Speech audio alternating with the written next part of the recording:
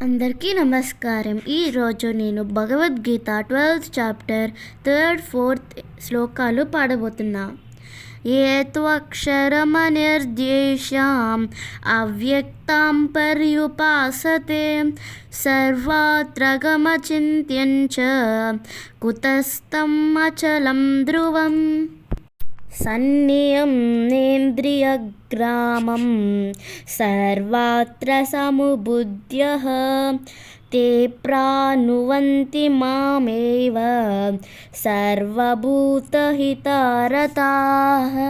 దీనికి మీనింగ్ ఏంటంటే, ఇంద్రియములు సర్వవ్యాపకము, స్థిరము, అవ్యక్తము, పరమసత్యము, నిరాకారంగా ఉపాసనం చేయువారు, సర్వభూతాలు దయ కలిగిన వాళ్ళు నన్నే చేరును అని కృష్ణుడు అర్జునుడితో చెప్పారు.